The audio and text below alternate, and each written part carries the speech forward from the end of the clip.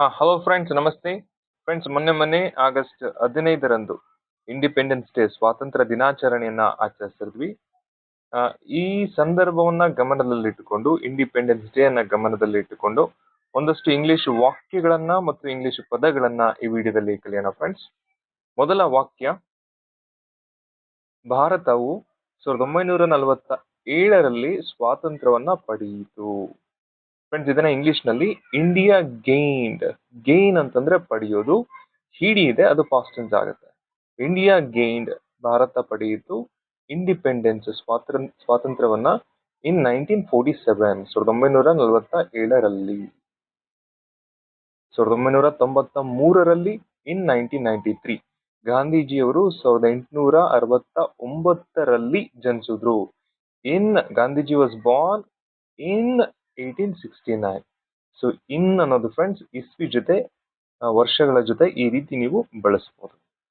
Next ವಾಕ್ಯ: ಸ್ವಾತಂತ್ರ್ಯ ದಿನವನ್ನ ನಾವು ಗೌರವ ಮತ್ತು ಹೆಮ್ಮೆಯಿಂದ ಆಚರಿಸ್ತೀವಿ. ವಿ ಸೆಲೆಬ್ರೇಟ್, ನಾವು ಆಚರಿಸ್ತೀವಿ ಇಂಡಿಪೆಂಡೆನ್ಸ್ ಡೇ, ಸ್ವಾತಂತ್ರ್ಯ ದಿನವನ್ನ ವಿತ್ ಪ್ರೈಡ್. ಪ್ರೈಡ್ ಅಂದ್ರೆ ಹೆಮ್ಮೆ, ಅಂಡ್ ಹಾನರ್. ಹಾನರ್ ಅಂದ್ರೆ ಗೌರವ. ಗೌರವ ಮತ್ತು ಹೆಮ್ಮೆಯೊಂದಿಗೆ. ವಿತ್ ಅನ್ನೋದೇನಿದೆ, ನೀವು ಯಾವ್ದಾದ್ರು ಪದಗಳ ಜೊತೆ ಯೊಂದಿಗೆ, ಜೊತೆಗೆ ಅಂತ ಬಳಸಬೇಕಾದ್ರೆ ಫ್ರೆಂಡ್ಸ್ ಈ ವಿತ್ ಅನ್ನ ಯೂಸ್ ಮಾಡಿ. ಓಕೆ, ನೆಕ್ಸ್ಟ್ ಪಾಯಿಂಟ್: ಹಾರುವ ತ್ರಿವರ್ಣ ಧ್ವಜವು ನಮ್ಮ ಏಕತೆಯ ಪ್ರತೀಕವಾಗಿದೆ. ಅಂದ್ರೆ ಬಾವುಟ ನಮ್ಮ ಏಕತೆಯ ಪ್ರತೀಕ, symbol. The fluttering tricolour flag symbolizes our unity. Friends, ಇಲ್ಲಿ ಫ್ಲಟರಿಂಗ್ ಅಂತಂದ್ರೆ ಹಾರಾಡೋದು. ಓಕೆ, ಫ್ಲಟರಿಂಗ್ ಅಂತಂದ್ರೆ ಹಾರಾಡೋದು. ಟ್ರಿಕಲರ್ ಅಥವಾ ಟ್ರೈಕಲರ್ ಅಂತ UK ಅಲ್ಲಿ ಪ್ರೊನೌನ್ಸ್ ಮಾಡಲಾಗುತ್ತೆ, ಸಾರಿ USA ನಲ್ಲಿ. ಟ್ರಿಕಲರ್ ಅನ್ನೋದು UK ಅಲ್ಲಿ ಪ್ರೊನೌನ್ಸ್ ಮಾಡಲಾಗುತ್ತೆ friends. So fluttering tricolour flag ಅಂತಂದ್ರೆ ನಮ್ಮ ಬಾವುಟ, ನಮ್ಮ ತ್ರಿವರ್ಣ ಧ್ವಜ. ಸಿಂಬಲೈಸ್ ಅಂತಂದ್ರೆ ಸೂಚಿಸು, ಬಿಂಬಿಸು, ಪ್ರತೀಕವಾಗಿರು ಅನ್ನುವಂತ ಅರ್ಥ ಬರುತ್ತೆ. ಅವರ್ ಯೂನಿಟಿ, ನಮ್ಮ ಒಗ್ಗಟ್ಟನ್ನ, ಏಕತೆಯನ್ನ ನಮ್ಮ ಬಾವುಟ ಸೂಚಿಸುತ್ತೆ. ಫ್ರೆಂಡ್ಸ್, ನೆಕ್ಸ್ಟ್ ವಾಕ್ಯ: ನಮ್ಮ ರಾಷ್ಟ್ರಗೀತೆ ದೇಶಭಕ್ತಿಯನ್ನ ಪ್ರೇರೇಪಿಸುತ್ತದೆ. ಇಂಗ್ಲಿಷ್ ಅಲ್ಲಿ ಫ್ರೆಂಡ್ಸ್, ಅವರ್ ನ್ಯಾಷನಲ್ ಆಂಥಮ್, ನಮ್ಮ ರಾಷ್ಟ್ರಗೀತೆ ಏನಿದೆ, ಇನ್ಸ್ಪೈರ್ಸ್, ಪ್ರೇರೇಪಿಸುತ್ತೆ ಪ್ಯಾಟ್ರಿಯಾಟಿಸಮ್. ಪ್ಯಾಟ್ರಿಯಾಟಿಸಮ್ ಅಂತಂದ್ರೆ ದೇಶಭಕ್ತಿ.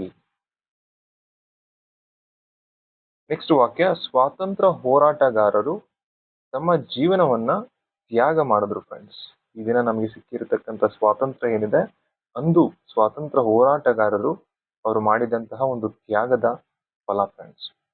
ಇದನ್ನ ಇಂಗ್ಲಿಷ್ ಅಲ್ಲಿ ಫ್ರೀಡಮ್ ಫೈಟರ್ಸ್, ಸ್ವಾತಂತ್ರ್ಯ ಹೋರಾಟಗಾರರು ಸ್ಯಾಕ್ರಿಫೈಸ್ಡ್, ತ್ಯಾಗವನ್ನ ಮಾಡಿದ್ರು, ದೇರ್ ಲೈವ್ಸ್, ಅವರ ಜೀವನವನ್ನ.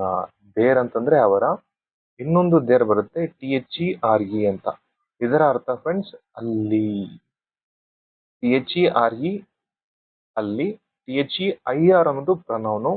ಅವರು ಅಂದ್ರೆ ದೇ, ಅವರ ಅನ್ನೋದಕ್ಕೆ ಫ್ರೆಂಡ್ಸ್ ದೇರ್ ಅಂತ ಕರೀತೀವಿ. ಸೊ ಸ್ವಾತಂತ್ರ್ಯ ಹೋರಾಟಗಾರರು ನಮ್ಮ ಜೀವನವನ್ನ ತ್ಯಾಗ ಮಾಡೋದಕ್ಕೆ ನಮಗೆ ಸ್ವಾತಂತ್ರ್ಯ ಸಿಕ್ತು ಅಂತ ಈ ರೀತಿ ಇಂಗ್ಲಿಷ್ ಅಲ್ಲಿ ಹೇಳ್ಬೋದು ಫ್ರೆಂಡ್ಸ್. ನೆಕ್ಸ್ಟ್: ನಾವು ದೇಶಕ್ಕಾಗಿ ಒಗ್ಗಟ್ಟಿನಿಂದ ಕೆಲಸ ಮಾಡಬೇಕು. We must work. ಮಸ್ಟ್ ಅನ್ನೋದು ಮಾಡಲೇಬೇಕು ಅನ್ನೋದನ್ನ ಸೂಚಿಸುತ್ತೆ. ನಾವು ಹೋಗ್ಲೇಬೇಕು, ವಿ ಮಸ್ಟ್ ಗೋ. ನಾವು ಕಲಿಲೇಬೇಕು, ವಿ ಮಸ್ಟ್ ಲರ್ನ್. ನಾವು ಗೆಲ್ಲಲೇಬೇಕು, ವಿ ಮಸ್ಟ್ ವಿನ್. ಸೊ ಮಾಡಲೇಬೇಕು ಅಂತ ಹೇಳೋದಕ್ಕೆ ಈ ಆಕ್ಸಿಲರಿ ವರ್ಬ್ ಮಸ್ಟ್ ಅನ್ನ ಯೂಸ್ ಮಾಡಿ.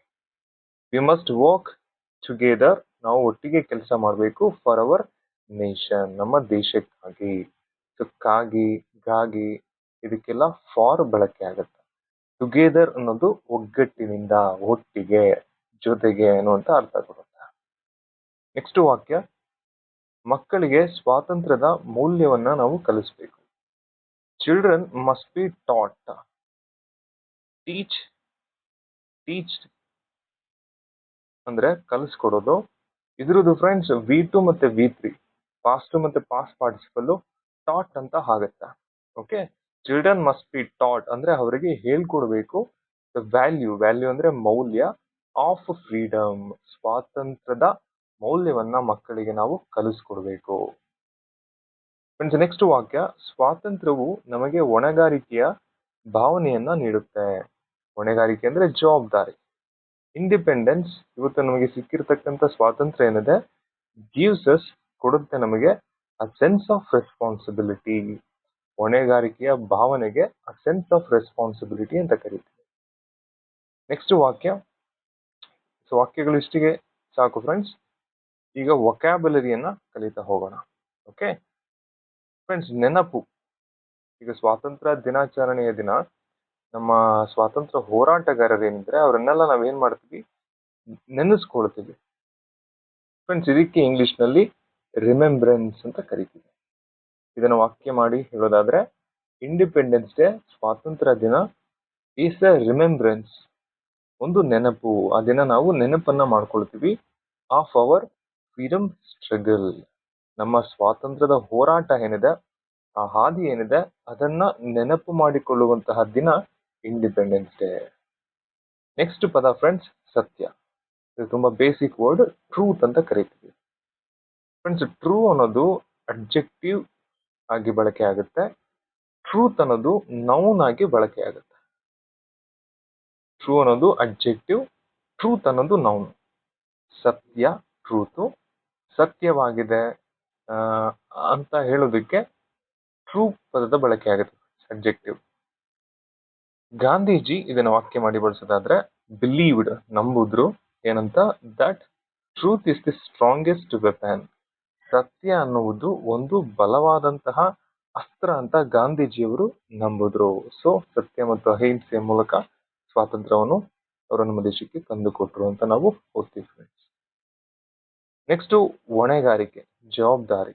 ಇದಕ್ಕೆ responsibility, sense of responsibility, accountability ಅಂತೆಲ್ಲ ಕರಿತೀವಿ friends. It is our responsibility, ಇದು ನಮ್ಮ ಜವಾಬ್ದಾರಿ ಆಗಿದೆ.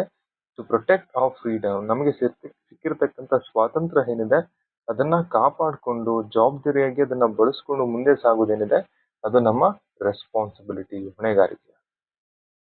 ನೆಕ್ಸ್ಟ್ ಫ್ರೆಂಡ್ಸ್, ಬಹಳ ಪ್ರಮುಖ ಪದ ದೇಶಭಕ್ತಿ. ಇದಕ್ಕೆ ಇಂಗ್ಲಿಷ್ ನಲ್ಲಿ ಪ್ಯಾಟ್ರಿಯಾಟಿಸಮ್ ಅಂತ ಕರಿತೀವಿ. ಪ್ಯಾಟ್ರಿಯಾಟಿಸಮ್ ಈಸ್ ಎಕ್ಸ್ಪ್ರೆಸ್ಡ್, ದೇಶಭಕ್ತಿಯನ್ನ ನಾವು ಹೇಗೆ ಎಕ್ಸ್ಪ್ರೆಸ್ ಮಾಡ್ತೀವಿ, through service to the nation, ದೇಶಕ್ಕೆ ನಾವು ಸಲ್ಲಿಸುವಂತಹ ಸೇವೆ ಏನಿದೆ ಅದು ಆ ಸೇವೆಯ ಮೂಲಕ ನಮ್ಮ ದೇಶಭಕ್ತಿಯನ್ನ ನಾವು ಎಕ್ಸ್ಪ್ರೆಸ್ ಮಾಡಬೇಕು.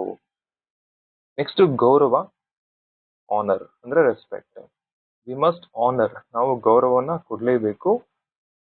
This sacrifices of our leaders, ನಮ್ಮ ನಾಯಕರು, ನಮ್ಮ ಸ್ವಾತಂತ್ರ್ಯ ಹೋರಾಟಗಾರರು ಮಾಡಿದಂತಹ ಸ್ಯಾಕ್ರಿಫೈಸ್, ತ್ಯಾಗಕ್ಕೆ ಫ್ರೆಂಡ್ಸ್ ನಾವು ಗೌರವವನ್ನ ನೀಡಲೇಬೇಕು.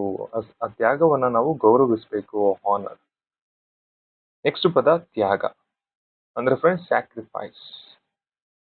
ಸೈನಿಕರು ಫ್ರೆಂಡ್ಸ್, ಸೋಲ್ಜರ್ಸ್ ಏನಿದ್ದಾರೆ, ಮೇಕ್ ಸ್ಯಾಕ್ರಿಫೈಸಸ್, ಅವರು ತುಂಬಾ ತ್ಯಾಗಗಳನ್ನ ಮಾಡ್ತಾರೆ. ಸೈನಿಕರು ಅವರ ಫ್ಯಾಮಿಲಿ ಬಿಟ್ಟು, ಅವರ ಸುಖ, ಅವರ ಸಂತೋಷಗಳನ್ನ ಬಿಟ್ಟು ಅದನ್ನೆಲ್ಲ ತ್ಯಾಗ ಮಾಡಿ ನಮ್ಮ ದೇಶವನ್ನ, ಟು ಪ್ರೊಟೆಕ್ಟ್ ದ ನೇಷನ್, ಕಾಪಾಡೋದಕ್ಕೆ ಇದನ್ನೆಲ್ಲ ಅವರು ತ್ಯಾಗ ಮಾಡ್ತಾರೆ. ನೆಕ್ಸ್ಟ್ ಪದ ಫ್ರೆಂಡ್ಸ್ ಹೆಮ್ಮೆ. ಇದಕ್ಕೆ ಪ್ರೈಡ್ ಅಂತ ಕರಿತೀವಿ. ವಿ ಟೇಕ್ ಪ್ರೈಡ್, ನಾವು ಹೆಮ್ಮೆ ಪಡ್ತೀವಿ ಇನ್ ಅವರ್ ನ್ಯಾಷನಲ್ ಹೆರಿಟೇಜ್, ನಮ್ಮ ದೇಶದ ಪರಂಪರೆ ಏನಿದೆ, ಇತಿಹಾಸ ಏನಿದೆ, ಆ ಸಂಸ್ಕೃತಿ ಏನಿದೆ, ನಮ್ಮ ದೇಶ ನಡೆದು ಬಂದ ದಾರಿ ಏನಿದೆ ಅದರ ಬಗ್ಗೆ ನಮಗೆ ತುಂಬಾ ಹೆಮ್ಮೆ ಇದೆ. ನೆಕ್ಸ್ಟ್ ಪದ ಫ್ರೆಂಡ್ಸ್ ಏಕತೆ, ಒಗ್ಗಟ್ಟು, ಯುನಿಟಿ. ಯುನಿಟಿ, ನಮ್ಮ ದೇಶದಲ್ಲಿ ಫ್ರೆಂಡ್ಸ್ ಹಲವು ಭಾಷೆಗಳಿದೆ, ಹಲವು ರಾಜ್ಯಗಳಿವೆ, ಹಲವು ಧರ್ಮಗಳಿವೆ, ಬೇರೆ ಬೇರೆ ಲೈಫ್ ಸ್ಟೈಲ್ ಇದೆ ಒಂದೊಂದು ರಾಜ್ಯದಲ್ಲೂ ಕೂಡ. ಹಾಗಿದ್ರು ಕೂಡ ನಮ್ಮಲ್ಲಿ ಏಕತೆ ಇದೆ, ವೈವಿಧ್ಯತೆಯಲ್ಲಿ ಏಕತೆ ಅಂತ ಏನಿದೆ, unity is our countries greatest strength, ಅದು ನಮ್ಮ ದೇಶದ ದೊಡ್ಡ ಬಲ, ದೊಡ್ಡ ಸ್ಟ್ರೆಂತ್. ನೆಕ್ಸ್ಟ್ ಫ್ರೆಂಡ್ಸ್ ಪ್ರೇರಣೆ. ಇದಕ್ಕೆ ಇಂಗ್ಲಿಷ್ ನಲ್ಲಿ ಇನ್ಸ್ಪಿರೇಷನ್ ಅಂತ ಕರಿತೀವಿ. ಫ್ರೀಡಮ್ ಫೈಟರ್ಸ್ ಏನಿದ್ದಾರೆ, ಸ್ವಾತಂತ್ರ್ಯ ಹೋರಾಟಗಾರರು, ಅವರೆಲ್ಲರೂ ಕೂಡ are an inspiration to all generations, ಮುಂದಿನ ಎಲ್ಲಾ ತಲೆಮಾರುಗಳಿಗೆ, ಟು ಆಲ್ ಜನರೇಷನ್ಸ್ ಅವರು ಒಂದು ಇನ್ಸ್ಪಿರೇಷನ್. ಫ್ರೆಂಡ್ಸ್, ಇಲ್ಲಿ ಆನ್ ಬಳಕೆ ಆಗಿದೆ, ಇದು ಆರ್ಟಿಕಲ್. ಆರ್ಟಿಕಲ್ ಅಲ್ಲಿ 3 ಬರುತ್ತೆ, a, an, the. Okay, so so ಯಾವಾಗ ಯಾವಾಗ ವೊಬಲ್ಸ್ ಇರುತ್ತೋ A E I O U ಅಂತ ಯಾವಾಗ ಬರ್ತಾವೋ ಸೊ ಅವಾಗ ಆನ್ ಬಳಕೆ ಆಗುತ್ತೆ. ಉಳಿದ ಆಲ್ಫಾಬೆಟ್ಸ್ ಬಂದಾಗ ಎ ಬಳಕೆ ಆಗುತ್ತೆ. ಸೊ ಆನ್ ಅಂತಂದ್ರೆ ಕನ್ನಡದಲ್ಲಿ ಒಂದು ಅಂತ ಅರ್ಥ. ಸ್ವಾತಂತ್ರ್ಯ ಹೋರಾಟಗಾರರು ನಮಗೆ ಒಂದು ಒಂದು ಒಂದು ದೊಡ್ಡ ಇನ್ಸ್ಪಿರೇಷನ್. ಫ್ರೆಂಡ್ಸ್, ಇದು ವೊಕ್ಯಾಬುಲರಿ ಈಗಷ್ಟೇ ಕಲಿತಂತಹ ಶಬ್ದಗಳೇನಿದೆ ಅವುಗಳ ಸಮರಿ ಮತ್ತೊಂದ್ಸಲ ಗಮನಿಸಿ ನೋಡಿ. ಸೊ ನಿಮ್ಮ ತಲೆಯಲ್ಲಿ ಪದಗಳು ಕೂತ್ಕೊಳ್ತವೆ. ಫ್ರೆಂಡ್ಸ್, ಈ ರೀತಿ ಕನ್ನಡ ಭಾಷೆಯ ಮೂಲಕ ಇಂಗ್ಲಿಷನ್ನ ಕಲಿಯೋದಕ್ಕೆ, ಇಂಪ್ರೂವ್ ಮಾಡ್ಕೊಳ್ಳೋದಕ್ಕೆ ಪ್ಲೀಸ್ ನನ್ನ ಚಾನಲ್ಗೆ ಸಬ್ಸ್ಕ್ರೈಬ್ ಆಗಿ. ಈ ವಿಡಿಯೋ ಇಷ್ಟ ಆಗಿದ್ರೆ ಪ್ಲೀಸ್ ಒಂದು ಲೈಕ್ ಕೊಡಿ ಅಂತ ಹೇಳ್ತಾ ಥ್ಯಾಂಕ್ ಯು ಫ್ರೆಂಡ್ಸ್.